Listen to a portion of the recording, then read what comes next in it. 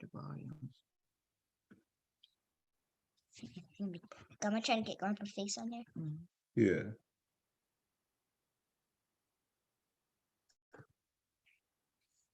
Okay. Now the volume.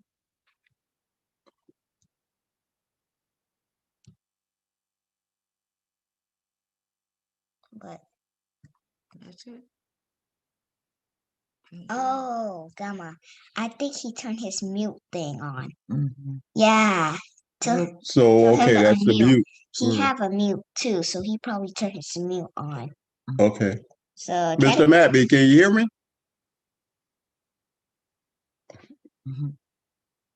I can hear you. Sorry, I'm the one who's on mute. You sound good. Can you hear me okay? Yeah, I can hear you okay. Okay, good. All right. All right. Yeah. There you Yeah. All right. You good now? Yeah. All right. Call this meeting to order. If we will stand for the Pledge of Allegiance.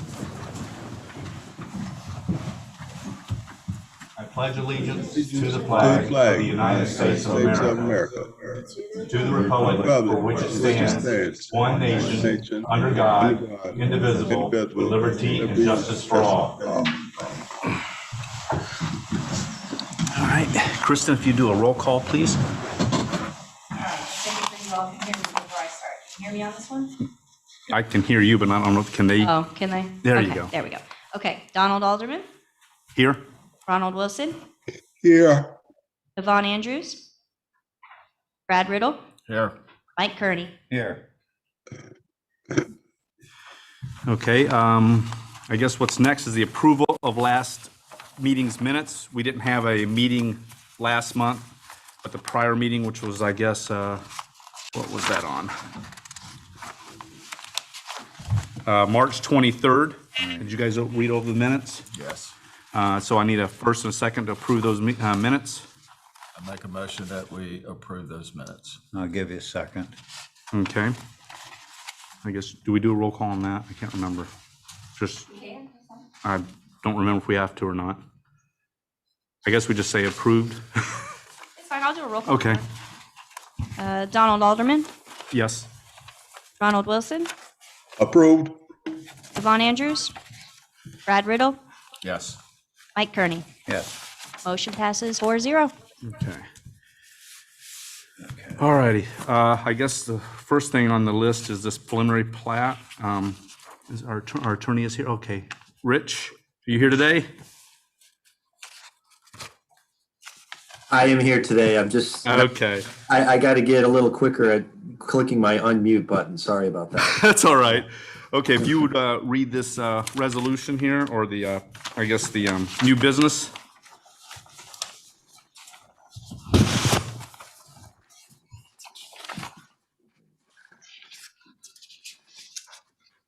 Okay, this is a preliminary plat for Crockett Springs, a 14-lot subdivision located in the northeastern part of High Springs off of 210th Avenue. The project includes parcel numbers 00072-000-000 and 00242-000-000, totaling, give or take, more or less 72.34 acres.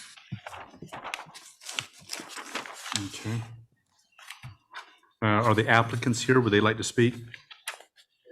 Okay, they need to be sworn in, I guess.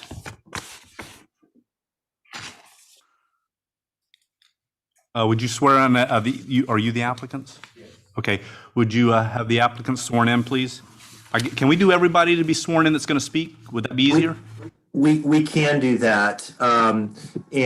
Before we do that, let me just ask our board members who are present if anybody's had any ex parte communications with anybody regarding this preliminary plat matter that's before the board. I did after the initial of a year ago when they brought this forward as far as the rezoning. I went out and talked to some of the residents out there, and it was just general information.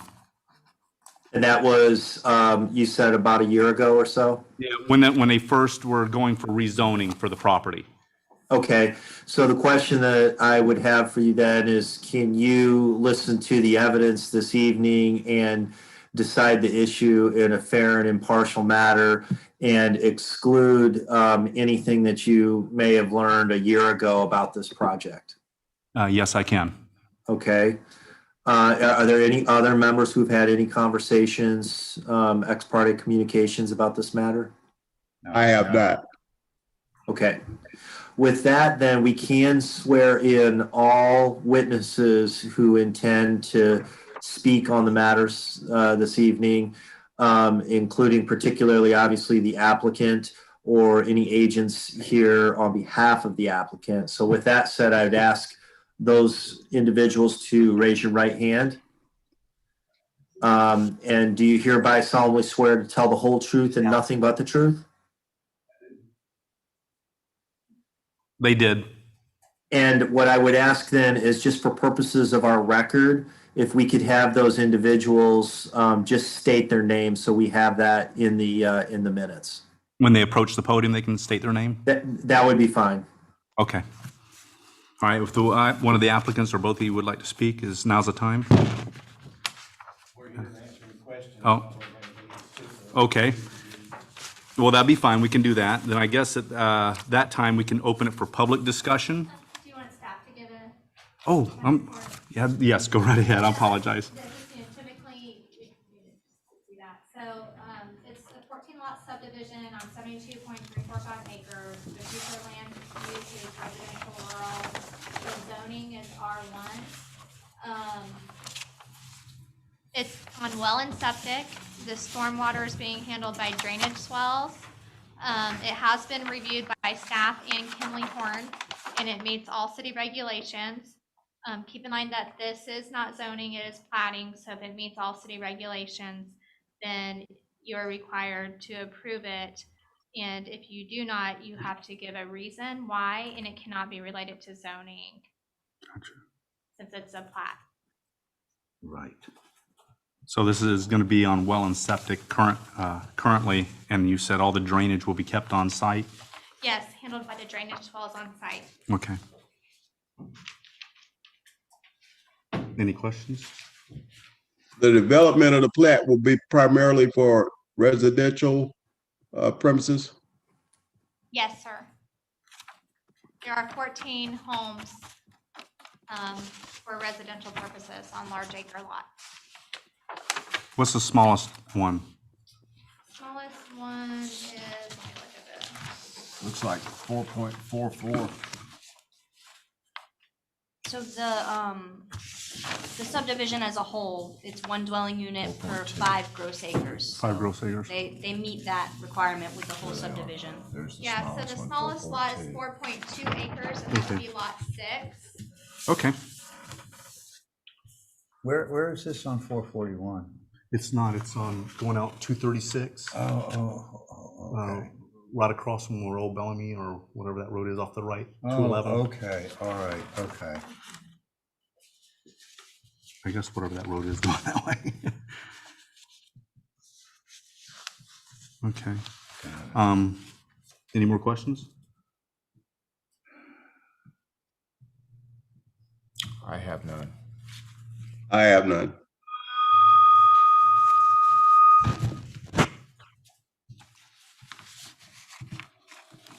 You good, Mike? Well, no, I don't have any, but just, I see we have people here. Well, okay, well then I guess at this time we can open up for public discussion. If anybody would like to speak, the attorney will have to swear you in. 1, 2.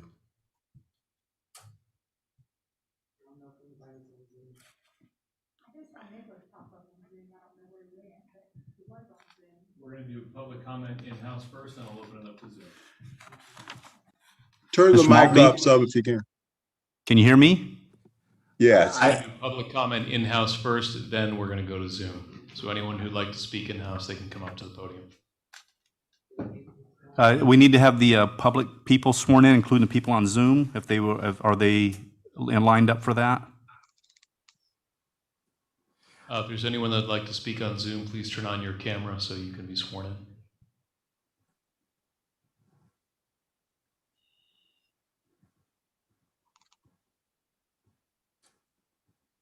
Okay, I do see Nicholas. It looks like we have one speaker on Zoom. We have three currently in the building too. Okay. And the three people in the building, and Nicholas on Zoom.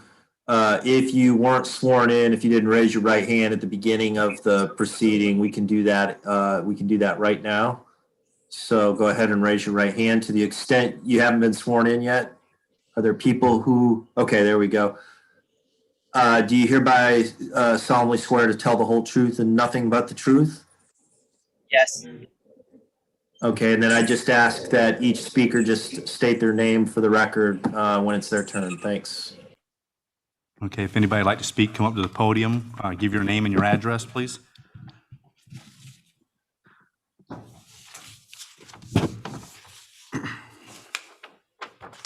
evening to everyone. My name is Mabel Blake, and I live off of 205th, which is right down off of 210. Gotcha. In that area.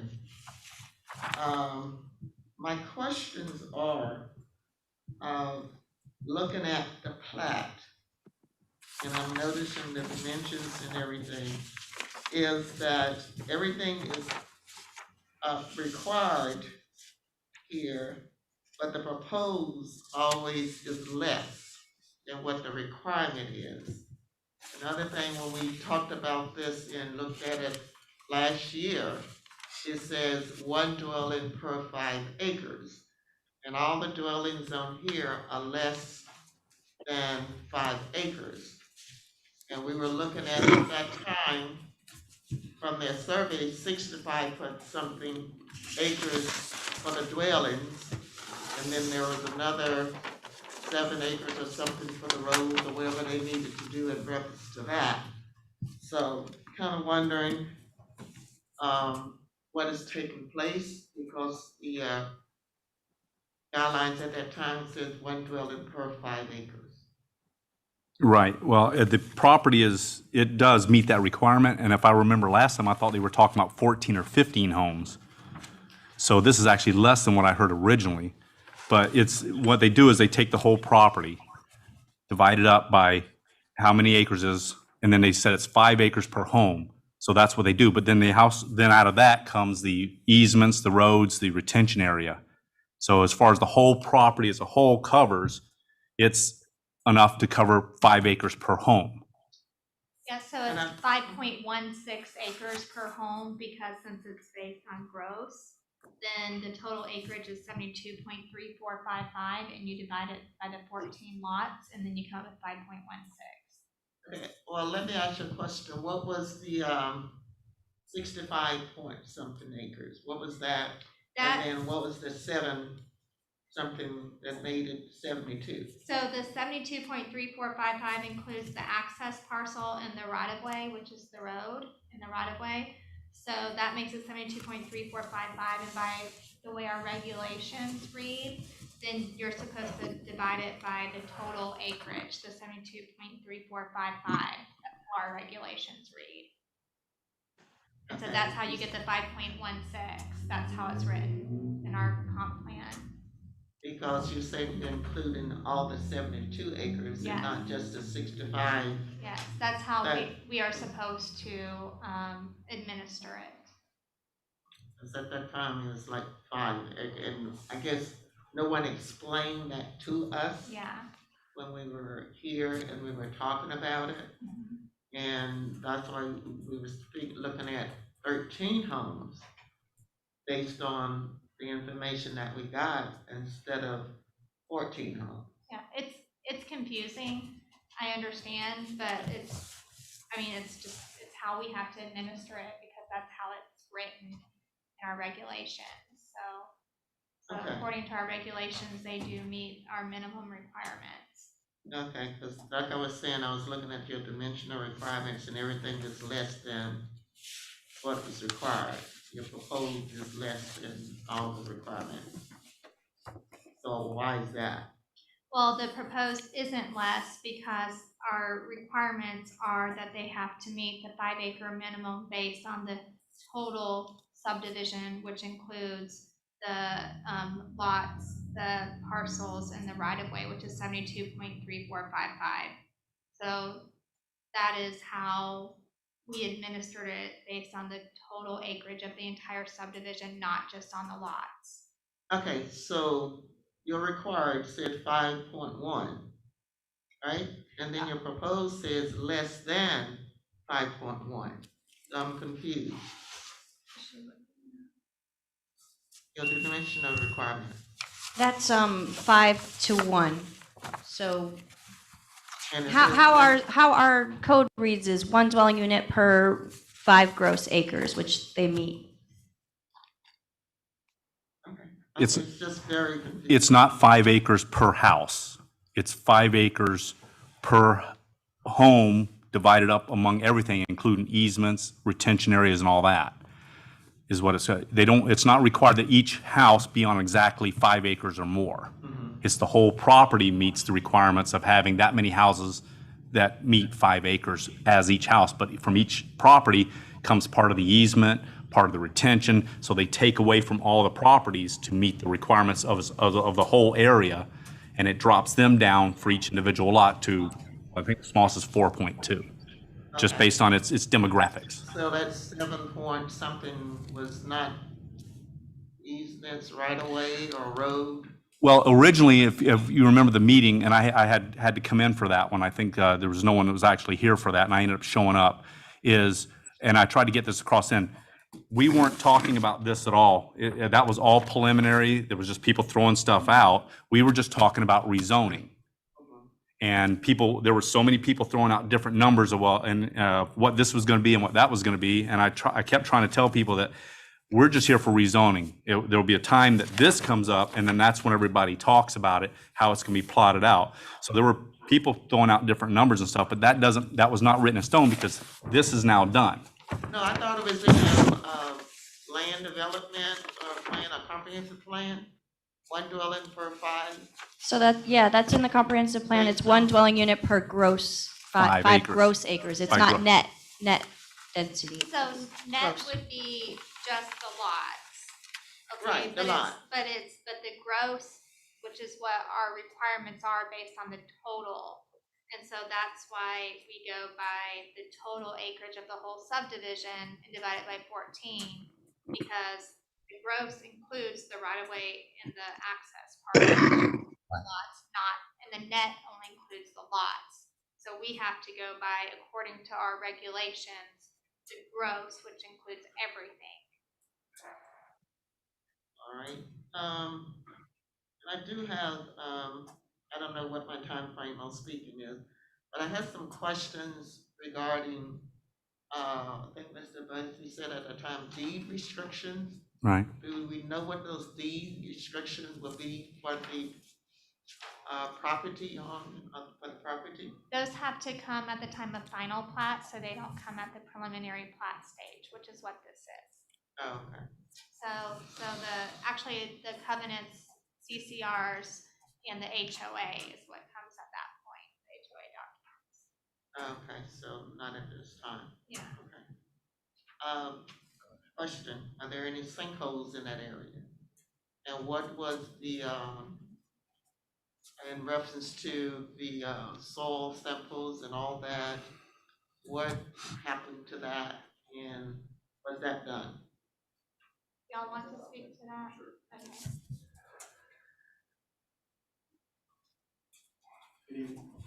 My name is Josh Highlander. My company is Rice Construction Services, and I'm a consultant advisor, an agent for Mr. Busby, helping out with the development. We had a geotechnical exploration done on the site.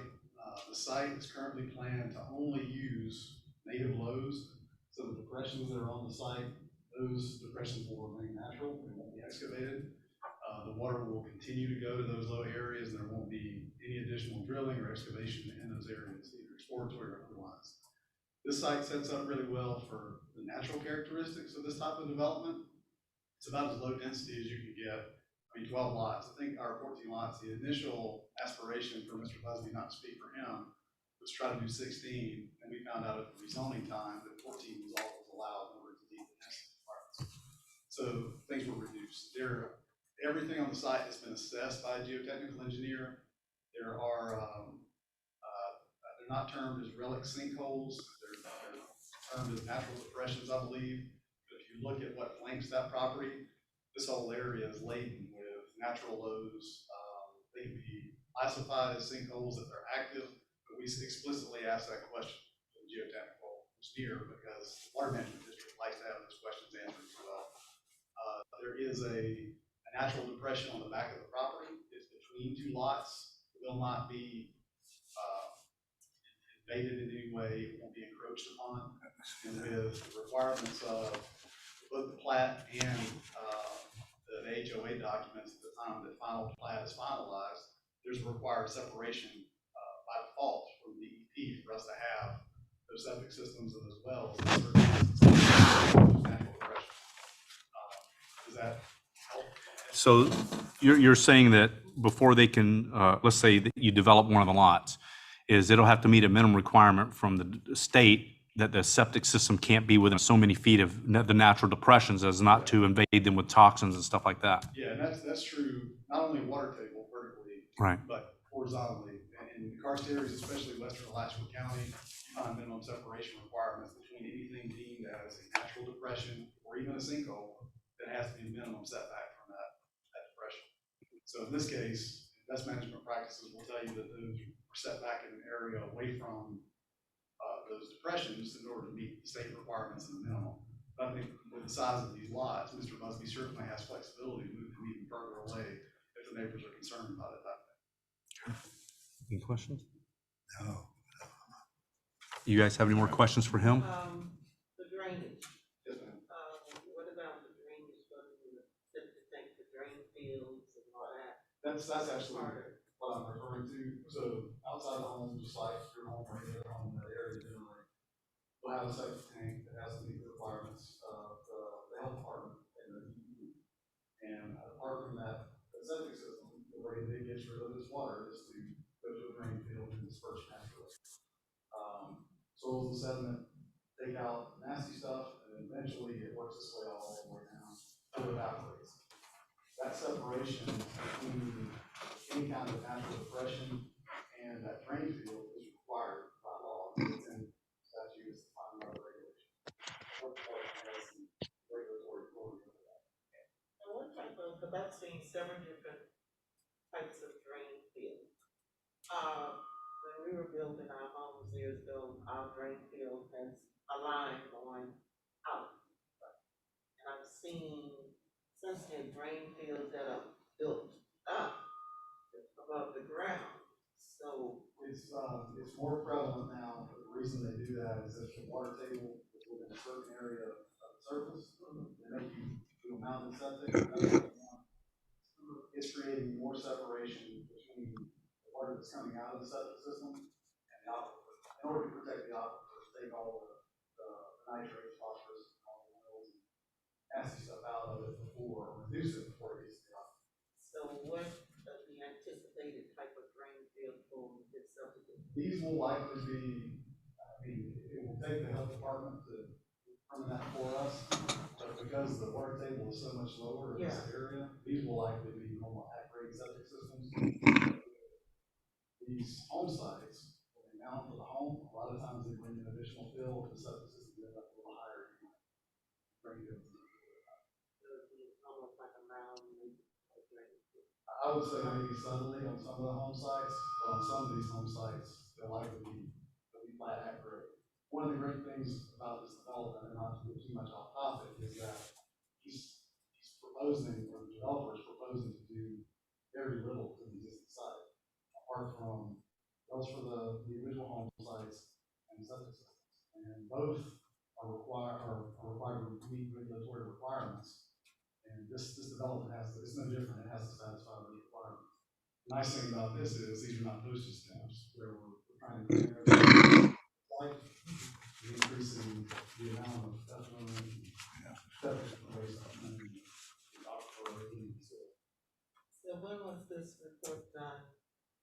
geotechnical. The investigation was done earlier this year. January, February. It actually becomes part of the documents that we submit to the Water Management District and also to the Health Department in order to permit the septic system. They will want to see that information. They'll classify what type of system and how high that system has to be. And my other question was like, last time we were looking at 27 and different roads that basically didn't have no connection to over 210. So where they base their information on? Because the last time I saw for 27 different roads. What's that? I'm not familiar with that. What's the? Up to the top of Underwood Hill and we're getting numbers from there. I'm sorry, can we ask people to come to the podium? Yeah. We can't hear you for the record. Yeah, what was that question? I didn't.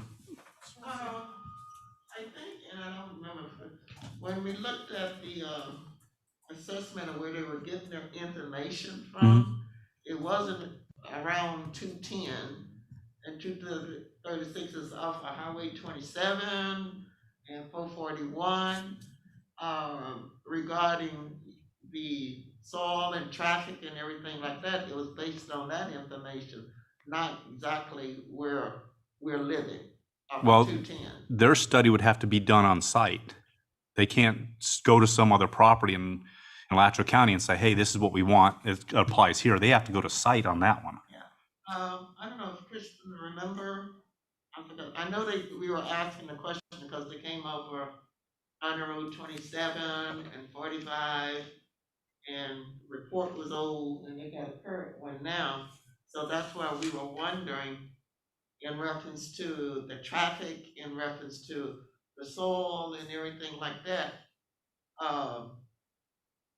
Sounds like they're using basically off of 210 and 236 out there near the site, not off of Highway 27. That's why I was just wondering, were they using that same information off of 27? I think he has an answer for you. Okay.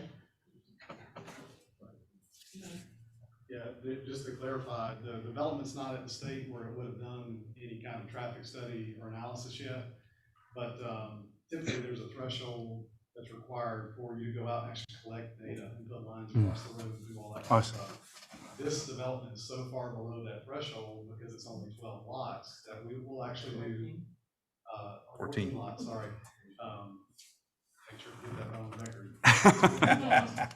But this one is so far below the thresholds for a traffic study, whether it's the county, the city of Hot Springs, or otherwise, that we'll do something called a trip generation analysis. And that's a nationally recognized engineering data, accumulation of engineering data that says if you have a residential development with a certain number of lots, it will generate X number of traffic, right? X trips is what it's called. And that's recognized by everyone in the state of Florida. In this case, to give you an example, we haven't gotten to that step yet, where we would do the trip generation analysis. That's actually with our engineering plans, and that would come next in the process should things pass tonight. But to give you kind of an example, if this is 12 lots, 14 lots, if this is 14 lots, we're required to pull information about peak hour trips, which means if you're leaving for work at rush hour in the morning or in the evening, that's what they consider the height of the day, the peak number of trips that are generated by each home. Under a worst case scenario, let's say of these 14 lots, people go to work in the morning and they come back in the afternoon, that means 14 trips. If you were to even say spouses or two people living in the home go to work, that's about 28 trips per day. It won't be that high based on the trip generation analysis in the way that the data, what the data yields. So I wanted to give you that as a worst case. So let's say if it yields there's 28 vehicle trips a day, that would be 50% going out 236 to the east towards, I think, Nicholas's house and this Wanda's house, and the other 50% would go towards Hot Springs. On average, hour period, that's a vehicle every 5 minutes or less, or 5 minutes or more. So it's not something you would openly recognize as far as the amount of vehicles going out there. There would be more traffic, but it would be so small, you would probably not notice it. Oh, we're already noticing traffic. I figured that was the case when the question came up, but under this development, because that is a county road, we also have to submit for a county connection permit. And to give you, kind of a basis for, the connection, the trips are so low for this development, it actually is the lowest tier of driveway connection that the county can classify. But that's part of the next step in the permitting for us. It will generate additional traffic, but it's gonna be somewhere between 14 and 28 trips at most per day. I'm gonna stop asking my questions now so I can let someone else talk. Okay. I might be back. Okay. Good. Thank you. I'm Wanda Wilson. I live right off 210 Avenue, Okay. which is just 1 mile down the road. My question too is, we do have a question about the plot, and all that, and y'all done a good job explaining it. Because at first, Garrett, you had told us certain homes. You did, but then that night you talked with Nicholas and Brian afterwards, you said. I never said that. Ma'am, could you speak through the chair, please? Ma'am, you need to speak through the chair, please. Okay. This way. So, but anyway, that's just a questionable. But the road, y'all do know that the residents out there paid for that road to be, a little bit of black stuff on the top of it. Right. It's not much. It's already showing damage. So our question is, and I know at the last meeting, I believe it was told that Garrett wanted to incorporate the cost of the road into the homeowners when they bought the lot there. Somehow put that in there to help cover that, because we pay for this road for the next 10 years. Right. That's in the city or the county? Okay, so It's a county road. our question was, how is that going to happen? That is another question we have, like, because we pay this for the next 10 years.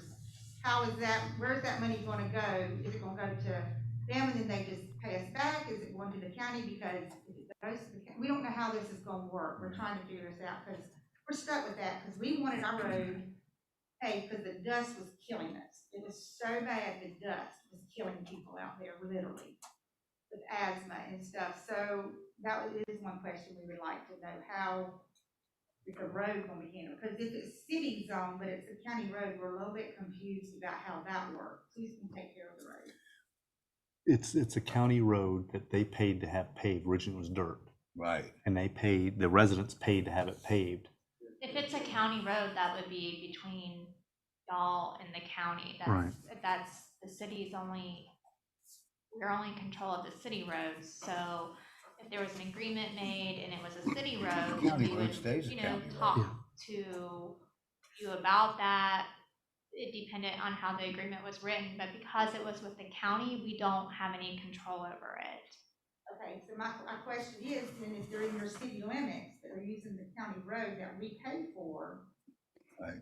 We have county and state roads all over the city, so that does not mean that we are not allowed to develop alongside it. Right. So if we can't, personally pay for it. I understand, but that's between you and the county. We the decision was made to pay that, but you can't hold other property owners hostage because you decided to pave the road. Well, I wasn't trying to, I don't mean to sound that way, but that's kind of how it is. So, so property owners have the right to develop their property if it meets our city regulations. Right, I get that. And so if we were to have the standard that property owners couldn't develop next to state and county roads for whatever reason, they just, we have city, state, county roads all through the city, and that's, if you choose to enter into an agreement with the county, that's something you would need to go back and talk to them about. We have no control. Okay, because and our question in all of that is still, the road is not holding up.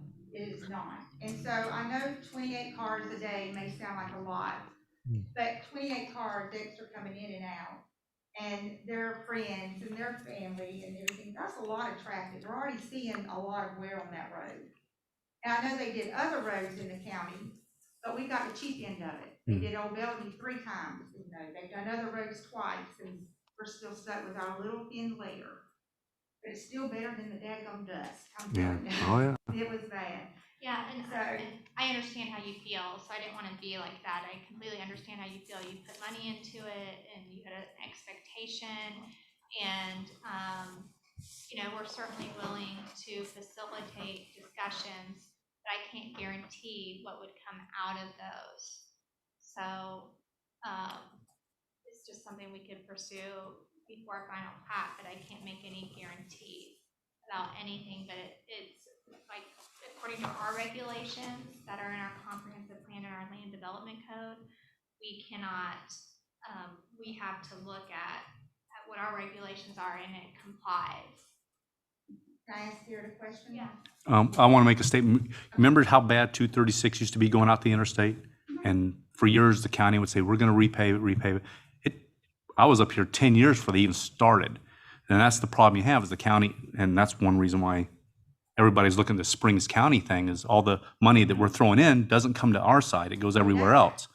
So that's part of the problem right there is the fact, the fact that we're at this end, they don't want to spend the money over here. And of course, like you said, the Old Bellevue Road 3 times, 236 once in 15 years.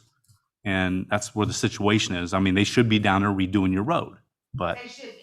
And we personally pay an Oh, extra yeah. tax for the next 10 years. Exactly, but Extra plus- what are you getting for that? See, that's the That's problem. my point. Yeah. Yeah, and I would feel the same way. If you're paying for it for 10 years, then it should be in good condition For for 10 the years. lifetime of what you're paying for it.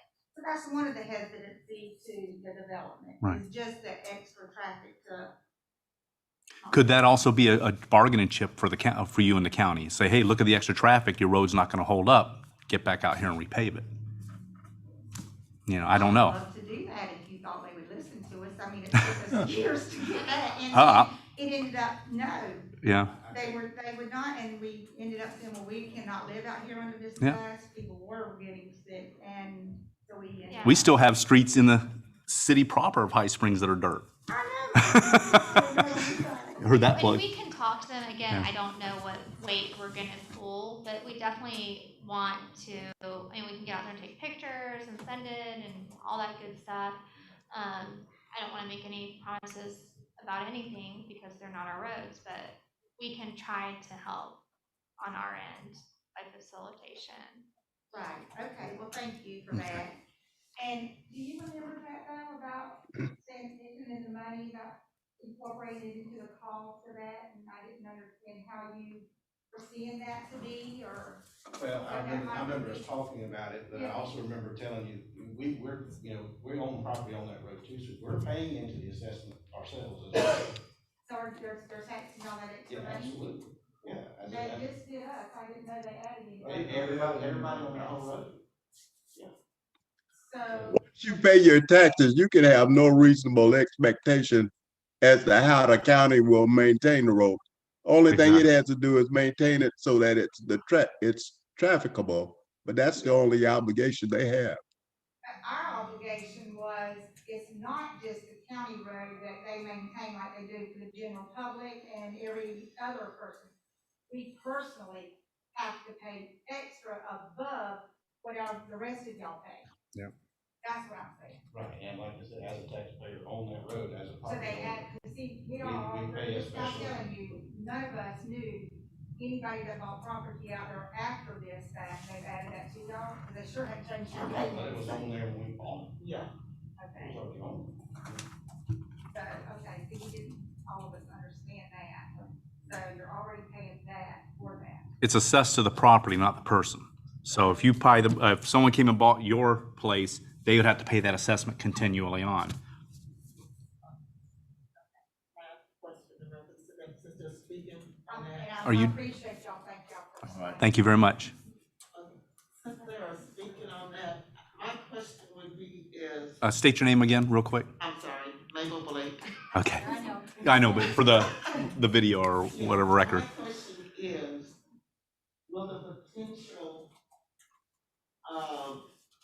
14 lots, the people that buy those 14 lots, since they're all coming off for 210, and this might be a county question, are they gonna be assessed what we are assessed?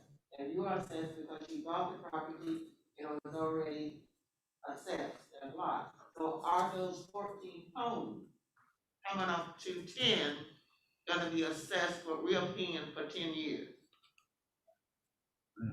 I don't know. That's the question, because they will be using 210 and 205. Yeah, Josh Highlander. I can't confirm or deny it without reading the agreement that's given to the residents of Twitter. But typically, once a development is platted, and they have an opportunity to seize taxes from 16 lots, as opposed to 14 lots, as opposed to one parcel. Speak to the chair, sir. Mr. Chair. Yeah. Typically, when they see an opportunity for a platted subdivision, as soon as those lots convert to a plat, you have much more tax revenue to yield from that property that can then be applied to the area for infrastructure improvement. Now, we know in the county that's not the case, but I'm not standing on a soapbox here, so I'll save that for other discussion.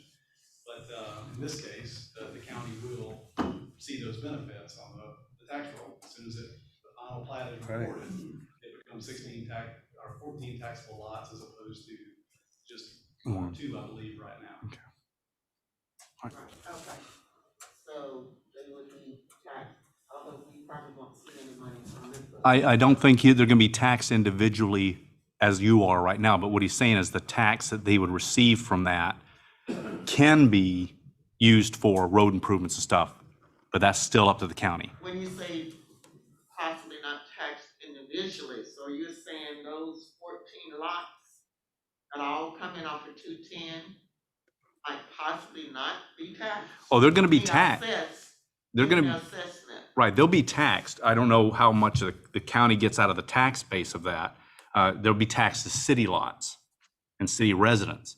And I don't know, is there some sort of, I don't know if there's a portion of our taxes that go to the county, or is it strictly all kept in house? I don't know how that works.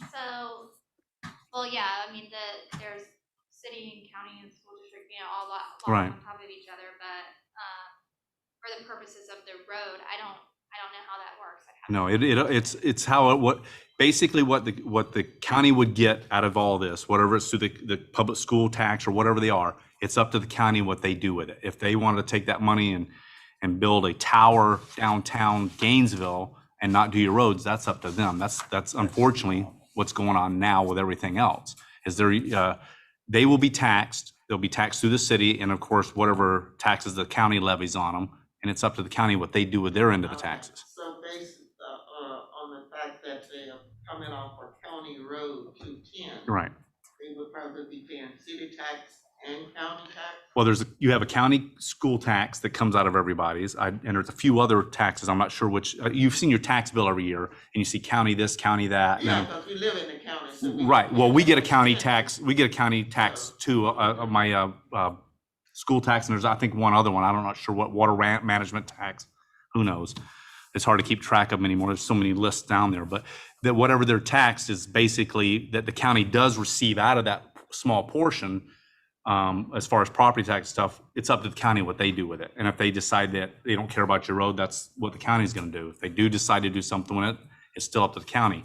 I know the city will take the taxes and put it to what it considers its good use too, whether it's infrastructure, improving the sewer or water system or something like that. But that's what the city will do with theirs. Okay. But even the money that goes to the city might not be going to specific benefit to the area that you're living in. You have no more say over that. Right, like the city's not going to pave your road because it's not a city road. Correct. Yeah. Right. So that's the point. That's what we would have to deal with the county with. Exactly. Now, if you guys were all annexed into the city, that could change things over time. If you end up moving the city boundary, but that's in the future or sooner than later. I don't know. Okay. I think city taxes are lower right now. That don't mean it don't go up, just like anything else. Start low and go high. And my other question is, let's still back on the dimension. Your minimum lot area required is 43,005 something. I can't read. It's 540 or 560. Now, but if the minimum lot is over 1 acre, why wouldn't the minimum lot size be at least the 45 for the square footage for the acreage? This gets back to the gross versus the net. Since we do it on gross, then it is a little, each lot is a little less than the overall the 5 acres. Okay, but I see you say a minimum lot area, but the square footage is only for an acre, Oh, I see what you're saying. not 4 or 5 acres. What's proposed for the minimum lot area is greater than that, so I don't, can you explain why that's on there like that? I don't know. Yeah, that's just. That's just the zoning. Oh, sorry, Huh? okay. Oh, because they're doing the required minus the proposed, what she's talking about says less than the proposed. So what's proposed, that's the zoning. Greater, so that's just. Yeah, it just shows that they don't. It's, so, okay, explain it, because I don't even understand it. Okay, because it says 43,560 So, required. yeah, and so in our less than LDC, that. there's that table that says the Yeah. required dimensions. Yeah. So for that zoning, the minimum lot size is the 43,000 whatever square feet. But I thought the minimum lot size was. So 5 that's not acres. actually that's the density, that's not the lot dimension, that's the density of the whole subdivision, so slightly different. That's Yeah, you very want to take it over, Josh? That's, You're dealing with government. That's always why it's confusing. So this was confusing to us as well, but to try to shed some light on it there. Your name for the record? Okay. Okay. The governing elements of your regulation contain 2 things. One is the land development code, which tells us basically how to build what we want to build once the zoning is compliant. The other part is your comprehensive plan. That's comprehensive planning for the entire community and the type of zoning and so on and so forth. So comprehensive plan is like a big picture umbrella that everything has to be in it. Land development code is very specific to your site based on its classification. In the City of Hot Springs Code, I think this is something that Ashley is working on. It actually reads as, for a type 2 subdivision, Oh. it ranges from 1 acre minimum, which is 43,560 square feet. Yeah, 1 acre minimum up to 5 acres, so it has to be in that range. But that is not for the gross, I believe that's for the net. And then you have in the comprehensive plan, here the density range, 1 dwelling unit per 5 acres, to 1 dwelling unit per 1 gross acre. So that's what actually reiterated over and over again. If you were to take the regulation and the comprehensive plan supersedes. So we're following in conformance with what the code tells us and what the comprehensive plan tells us we have to do. Does that help a little bit? So, are you saying they could put a house on a minimum of 1 acre? That's where I'm confused. Right, technically, the code says that we could do as small as a 1 acre lot and still do well in septic. But the comprehensive plan will let us do it. That's why you see these lots that are between 4 and 5 acres.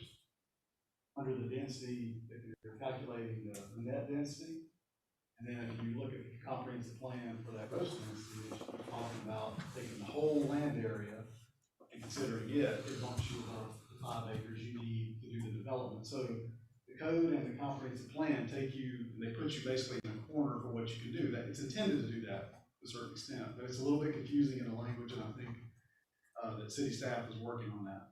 Yeah, we're working on changes to the land development code right now. So what he's saying is what's proposed is greater than the 1 acre. And what's required is the 1 acre, which is 1 to 5. Right. Okay. That's confusing. Yes, That is so what you our land decide, and development- it be a 1 lot of these acre. You think questions you're that would look? asking- At least minimum of 5 acres, I mean- 37,000 square feet, not the minimum I've done this for 25 years, and our land development code trips me up, which is why we're rewriting it. It is very confusing, so we don't expect you to understand it all. It's even hard to find We things. don't even understand. Language for the layman, Yeah. we like. But It's written that way on purpose. The language for even people who aren't laymen is hard in our land comp plan and land development code, so. But basically, there won't be any lot size smaller than 4 acres. Right. I think the city planners have a better intent for the land. Well, that's what this than is do for. Developers. They're showing us what they're gonna do with it. Now, if they try to sneak in and put 18 in there, it's not gonna pass. That's what they're showing us, they're gonna do this. And they're keeping all the natural indents where they are, that'll be the runoff. Right.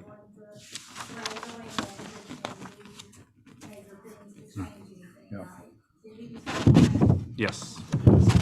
Just to reiterate, Josh Highlander, the natural depressions are gonna stay as they are, so we'll let the runoff go where it goes. It's the most sustainable type of development you can do. It's former agricultural use, so that means all the trees that have been cleared here are cleared. Now, we can't speak to what the homeowners may do once they get there, if they wanna put up an accessory structure on their lot, but the developer's not proposing to take out any trees, change any of the lows, dig any holes. Basically, all he's going to do is put in a right-of-way, a private right-of-way, and a private road to suit 12 lots. 14, I'm sorry, I'm rusty, 14 lots. And that road, to support those 14 lots will conform to the land development regulations as well. Does that help? Anybody else from the public would like to speak? I've seen you on Zoom before. Yeah. Well, we're doing the public, or locals first, so. Well, I had to ask, because I wasn't clear up. On Elk Cove, I live off 210, lived there since the 70s. Hunted and walked over the woods since I was little.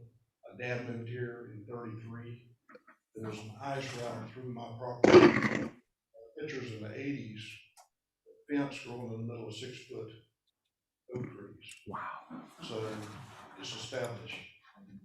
That I need to ask a question here. There's a natural buffer that runs the edge. When you're standing looking at the property on the inside, is that going to be left as it is? What's that? As far as I'm concerned, we're not messing. So, but the landowner can come there, clear the landowner could with 150-year-old oak trees on it. I doubt it would though. They'd have to get a tree permit, so. Yeah, there's There's also still another regulations step. when it comes to that. That's gonna be hard to get. Excuse me? I thought they did away with that tree permit law. So No. the tree permit, they can remove it if an arborist says it's a dangerous tree, and they won't need a Is permit, that but if county, it's, county and city? just city, as far as I know. So y'all control that. Yep. Right, yeah, they would have to Okay. get a tree permit through us. The county did away with that. Hmm. They no longer. Well, this actually benefits then, I guess, because I couldn't cut a 5-inch diameter tree without getting approval.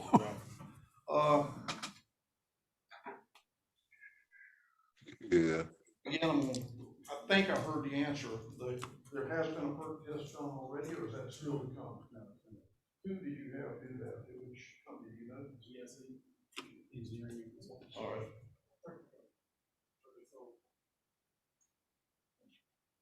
And will it be an additional, yeah, I understood somebody said something about the septic tank, when that starts to be looked at, will have the additional testing done, is that correct?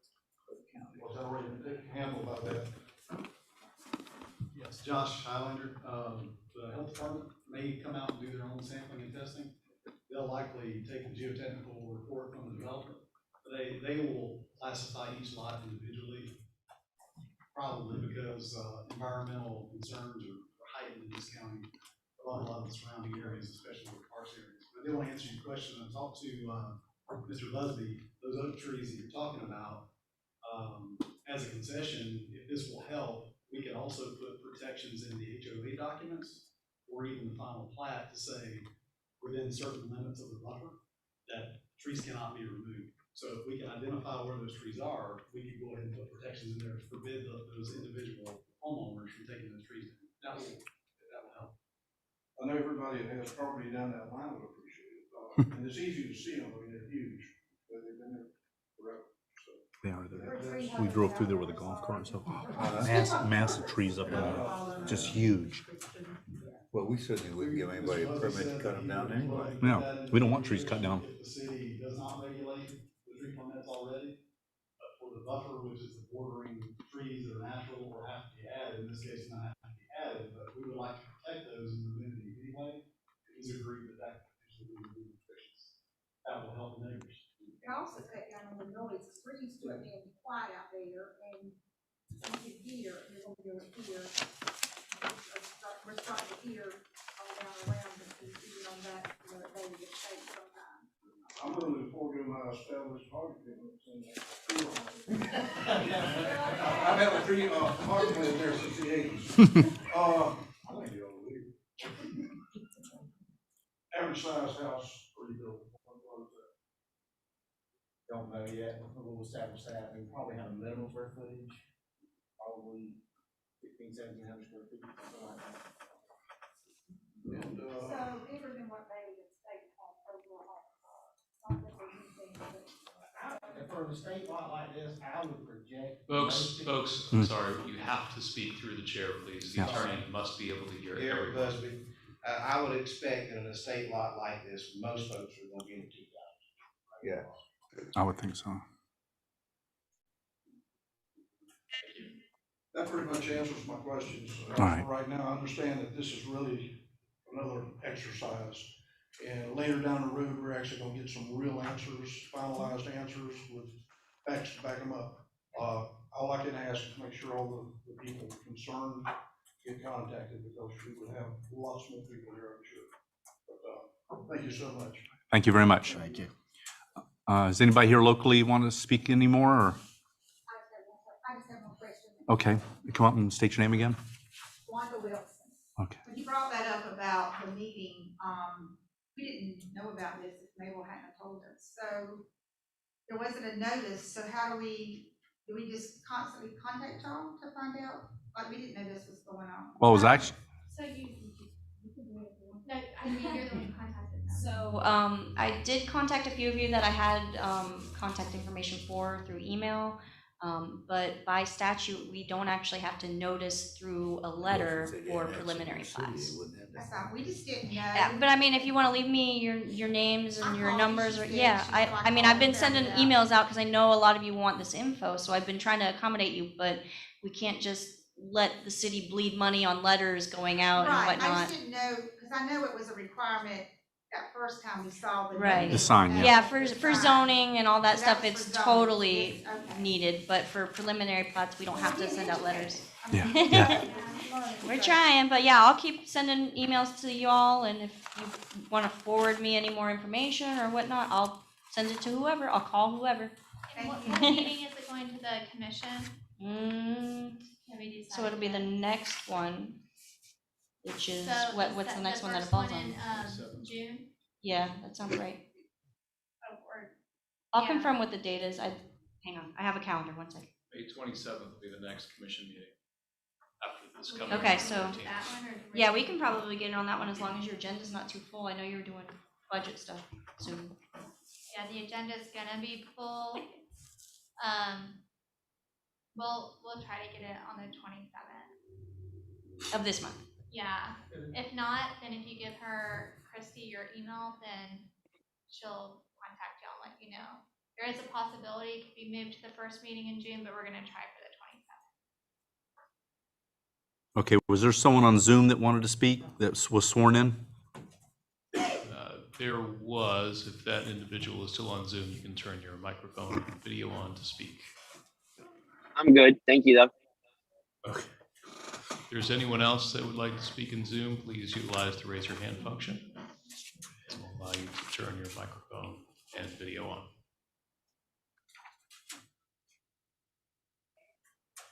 There's no hands at this time, Mr. Chairman. Okay, then, okay. We are way over the time we're supposed to have. That's not a question. I would just really like to commend Kristen, because she has really been sending me emails, upon my request, and letting me know of different things that are taking place with the property, because we're concerned, because we live out there. Oh, yeah. And finding out, different information and why I lost 250 feet. That was on the county. That was on the county. But she told me why. I'm like, what happened? But anyway, I really would like to commend her on doing a fantastic job. If you call her, she might not be able to get with you at that time, but she will get back with you. The quickest way I found out, to communicate with her, because she is so busy, is to send her an email. Oh, yeah. And believe me, before the day is over, she would have responded. So I really would like to commend her highly on the job that she's doing since she's been here. And I live in the county, and I'm proud of her. Thank you very much. All right, well, that'll close the public discussion. You guys have any questions or anything on the board here? I have none. You have none too? Okay. Then I guess we'll close the board discussion. I guess I need a first and a second on if we want to approve this or not. Well, do we just approve it by the application for the subdivision plat? There's Yes. no numbers on here. Yeah, just as it's written. Okay, well, I move that we approve the application for the subdivision plat for the subdivision Crockett Springs. I second that. All right, we have a first and a second. We're going to open up one more time for public discussion. Is there anyone that would speak right now? Okay, we're going to close the public discussion. I guess we need a roll call vote now. Donald Alderman, Yes. Ronald Wilson, I approve. Yvonne Andrews. Yes. Brad Riddle, Yes. Mike Kearney. Yes. Motion passes 4-0. Is that the only business we have? That's the only thing we've got. Well, then I guess this meeting is now adjourned. I'd just like to compliment the people that came in, the public that came to the meeting, and we appreciate your input. And that's how we get things resolved properly. Exactly, yes.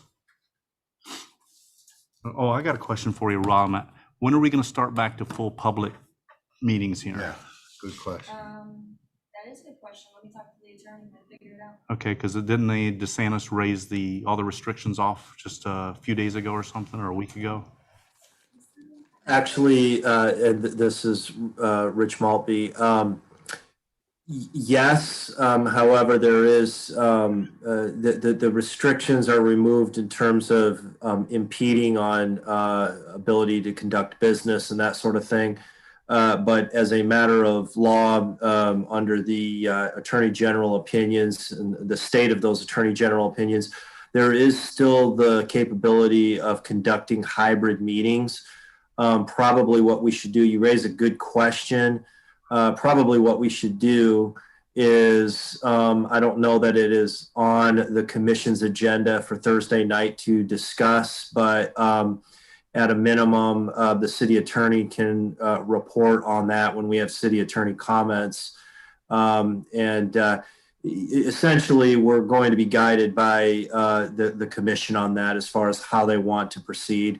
I'll give you an example. Last evening in Newberry, at the Newberry Commission meeting, the commission voted unanimously to go back to the way things were before COVID hit us, which means no hybrid meetings, not available to the public via technology other than YouTube, which doesn't give the public the ability to speak, but they can listen in and watch that way.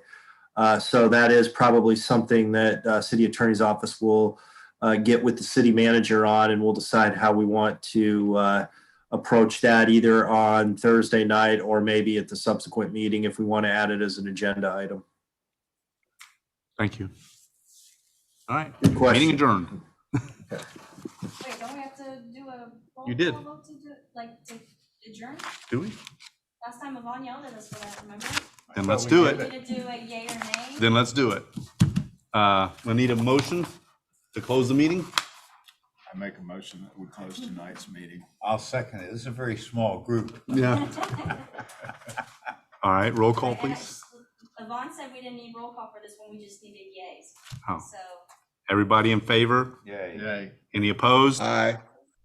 Okay, that's Aye. that's a yay. That's the delay.